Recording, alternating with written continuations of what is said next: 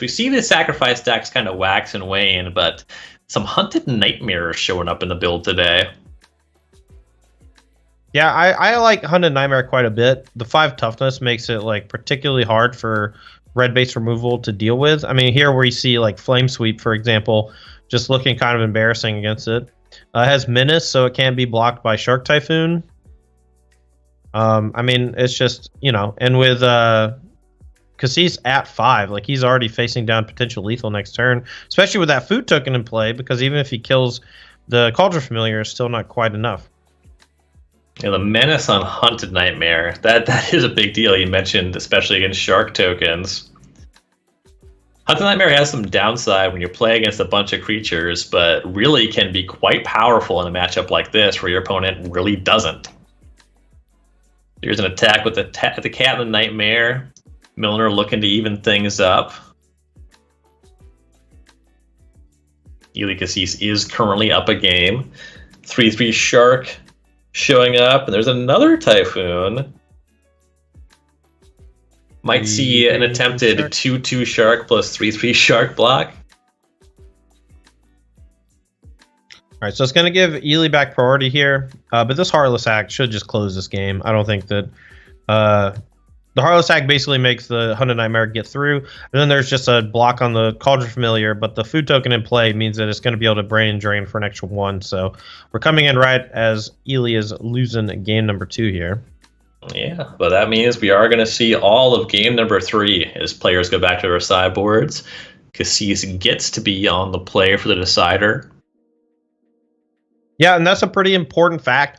This Rakdos sacrifice deck is a lot more aggressive than the Joan sacrifice decks that we're used to seeing.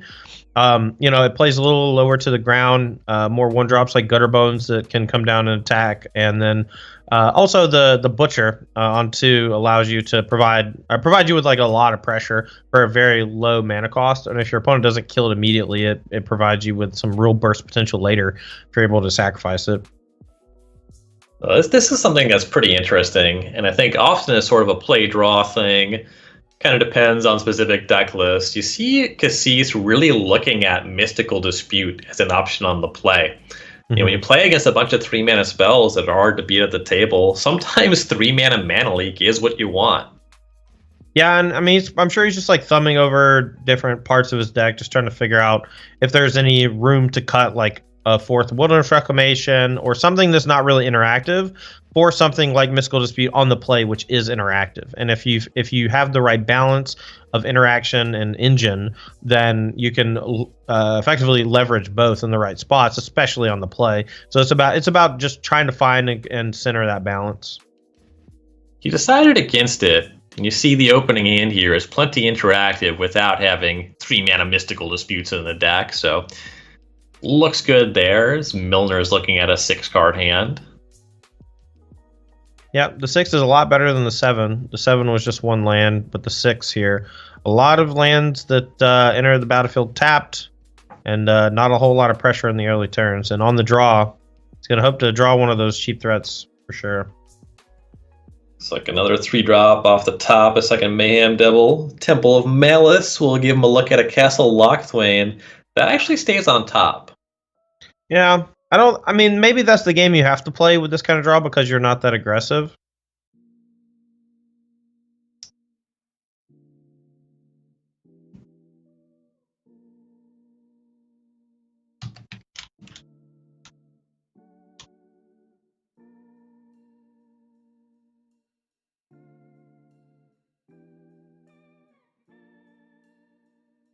All right, so first couple turns here, we saw Growth Spiral from Ely just kind of developing. You know, he's just hitting the battlefield running, just trying to generate a bunch of mana in the early turns. No real pressure here from Milner, so he can kind of sit back and wait and see what happens, you know. Woe Strider going to be the first aggressive cast here. Looks like Scorching Dragonfire being looked at with the Goat trigger on the stack. The Strider can jump in this Witch's Oven to not be exiled. Yeah, I'm almost positive you're going to see that. There's very little reason not to. There's nothing really else to sacrifice. And putting the Wolfshire in the graveyard instead of letting it get exiled is definitely desirable. Yep, and you see that play out. We go back to Kassis. Makes a 5th land drop and passes. Couple Shark Typhoons. Still holding on to Essence Scatter from the opener and an Expansion Explosion. There's a Mayhem Devil. Minimally, I'd say this is a good window to use those Fabled Passages. Yeah, I think the Essence Scatter is a pretty easy play here. Mayhem Devil is pretty scary. And the fact that it triggers off your opponent's stuff like those Fabled Passages is like... It's like almost cruel, I will tell you, it makes it impossible for me to get interested in playing a mirror match.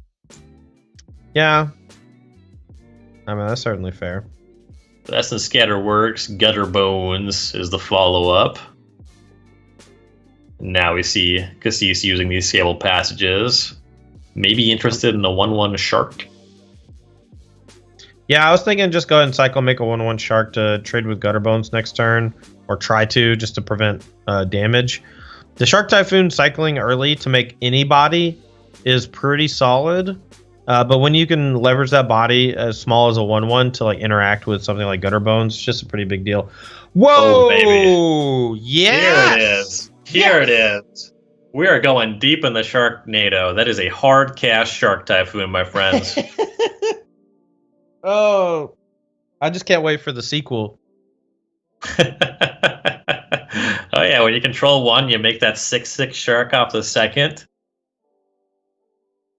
All right, well, Milner might actually be able to power through the Shark Typhoon, which is pretty impressive considering how powerful that card is once it's actually on the battlefield. You see a Mayhem Devil showing up to replace the one that was countered. Cauldron Familiar Shenanigans, get rid of that Shark. The goat's attacking, love it. You gotta send a message. What else is it gonna do?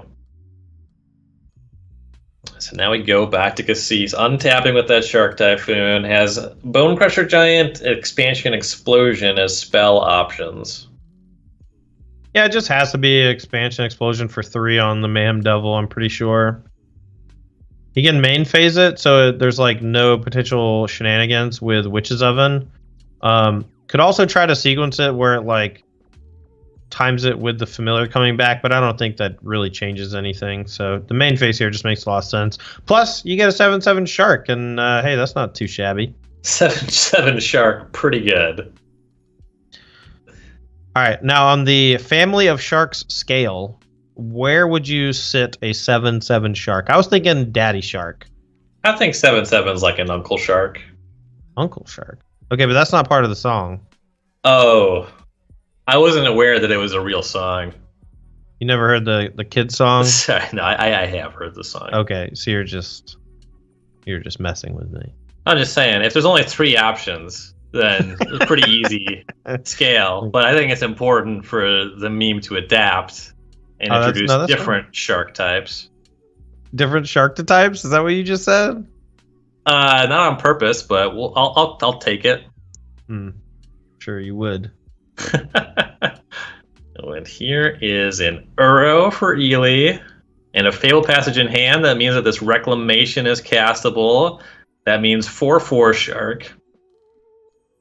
Wow, this is such an incredible sequence from Ely. Not only did he draw the Wilderness Reclamation last turn, he peeled the untapped extra blue/red source so he could actually play the Expansion Explosion. And then picking up the Wilderness Reclamation so he just gets a full power Shark Typhoon here. Incredible. This is just such an amazing sequence. It's not like he had other decisions to make other than just hardcast Shark Typhoon, but just seeing him immediately get paid off, and you're just like, okay, so he's like one of the best players in the world, and also he just gets immediately paid off for every like micro decision. I mean, the best players in the world know when they need to plan to get lucky, right? That's part of it. True. And I gotta say, we have the conversation a lot. Do you ever cast Shark Typhoon? And yeah. it is somewhat sincere. It is not abundantly clear.